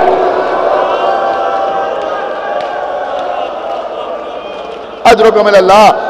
آپ کی آوازیں بلند ہو گئیں. پھر آپ کسی غم میں نہ رلائیں سوائے غم سرکار سید الشہداء کے. بی بی سب کو جواب دیتی تھی. اب اس کے بعد بی بی بیان کرتی تھی. آپ کو معلوم ہے بی بی کی مجلس کیا ہوتی تھی؟ بچوں سے کہتی تھی بچوں تمہارے بابا تمہیں محبت سے کچھ لا کے دیتے ہیں یا نہیں دیتے؟ تمہارے بابا تمہیں چاہتے ہیں یا نہیں چاہتے؟ تو بچے کہتے تھے ہمارے بابا ہم سے بڑی محبت کرتے ہیں. کسی بچے نے آگے بڑھ کے کہا بی بی ہم تو اپنے بابا کے پہلو میں سوتے ہیں. بی بی کہتی تھی تم اپنے بابا کے پہلو میں سوتے ہو، میں اپنے بابا کے سینے میں سوتی تھی. فرماتی تھی بچوں میرا بابا کربلا میں مارا گیا. وہ چھوٹے چھوٹے بچے چیخیں مار مار کے روتے تھے. کبھی کہتی تھی بچوں تمہارا کوئی چچا بھی ہے؟ تو بچے اپنے چچا کے بارے میں بتاتے تھے. بی بی کہتی تھی میرا بھی ایک چچا تھا، نام عباس تھا، میرے چچا کو بھی مجھ سے بڑی محبت تھی. میرے چچا میری ہر فرمائش پوری کرتے تھے، لیکن کربلا میں میرے چچا میرے واسطے پانی لینے گئے، لیکن میرے چچا کے بازو قلم ہو گئے، میرا چچا مارا گیا. میرے بابا میرے چچا کے خون میں بھرا ہوا علم لے کے آئے. بچے روتے تھے. یہ ہوتی تھی مجلسیں. کبھی کہتی تھی بچوں تمہارا کوئی بڑا بھائی بھی ہے؟ تو بچے کہتے تھے ہاں ہمارا بڑا بھائی بھی ہے. بچے اپنے بڑے بھائی کے اوصاف بیان کرتے تھے. بی بی کہتی تھی میرا بھی ایک بڑا بھائی تھا، نام علی اکبر تھا، صورت پہ سیرت پہ اللہ کے رسول سے مشابہ تھا. میرا بھیا کربلا کے میدان میں چاند سے سینے پہ پرچی ڈال کے سو گیا. عزیزو اس وقت عجب عالم ہوتا تھا کہ جب بی بی دیکھتی تھی کہ کسی بچے کی آغوش میں اس کا کوئی ششمہا بھائی بہن ہے، اسے اشارے سے قریب بلاتی تھی، زندان کی سلاخوں سے ہاتھ باہر نکالتی تھی، بچے کے سر پہ ہاتھ پھیرتی تھی، اللہ تمہارے بھائی کو زندہ رکھے، سلامت رکھے. ارے میرا بھی ایک چھوٹا بھائی تھا، میں اپنے بھیا کو جھولا جھلاتی تھی، میں اپنے بھائی کو گود میں کھلاتی تھی، میرا بھیا پیاسا تھا. پھر کہتی تھی بچوں میں اپنے بھیا کو پانی پلانے کے لیے پریشان تھی، میرے بابا آئے،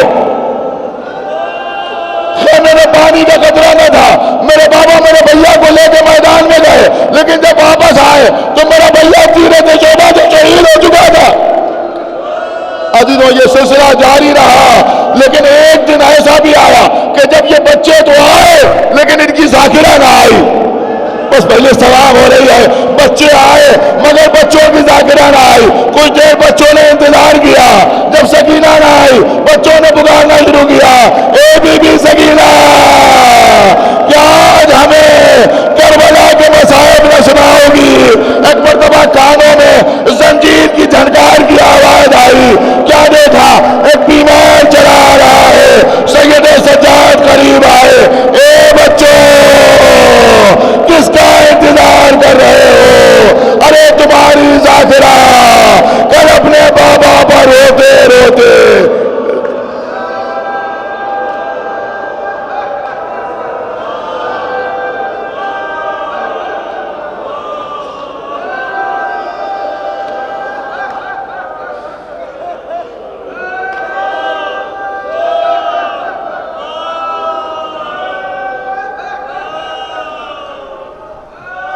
بسم اللہ الرحمن الرحیم۔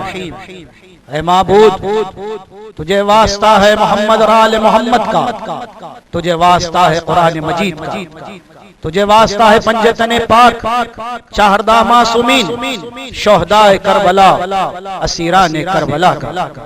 خدایا ہم سے ہماری عبادتوں کو قبول فرما، ہمارے گناہوں کی مغفرت فرما، تادم زیست قرآن اور اہل بیت سے متمسک رکھ، آخرت میں شفاعت محمد اور آل محمد، بالخصوص شفاعت جناب فاطمۃ الزہرا ہمارے نصیب فرما۔ بار الہا جو مومنین پریشان حال ہے ان کی پریشانیوں کو دور فرما، جو مقروض ہے ان کے قرضوں کی ادائیگی کے اسباب فراہم فرما، جو بیمار بحق بیمار کربلا تمام مریضوں کو شفاء کاملہ و عاجلہ عنایت فرما۔ بار الہا اوسین چینل اور RMS چینل کے ناظرین کی جان مال عزت اور آبرو کی حفاظت فرما۔ بار الہا اس نشر و اشاعت میں جو حضرات دام درہم سخن قدم میں مدد فرما رہے ہیں ان سب کی جان مال عزت اور آبرو کی حفاظت فرما۔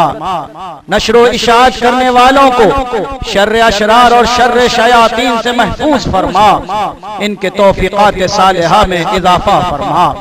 اے معبود جو مومنین مشتاقان حج و زیارات ہیں انہیں اس سعادت عظمیٰ سے جلد از جلد اور بار بار مشرف فرما۔ پروردگار ہمارے مرحومین کی مغفرت فرما، بالخصوص اس اوسین چینل اور RMS کے بانی اور مؤسس جناب جاوید بھائی کی مغفرت فرما، اعلی علیین جوار معصومین میں جگہ عنایت فرما۔ اے معبود ہمارے اس شہر حیدرآباد پر رحمتوں اور برکتوں کا نزول فرما۔ اے معبود مقامات مقدسہ کی حفاظت فرما، تمام ماتمداران حسین ابن علی کی حفاظت فرما، تمام ذاکرین مرثی خانان علماء و مراجع کی حفاظت فرما۔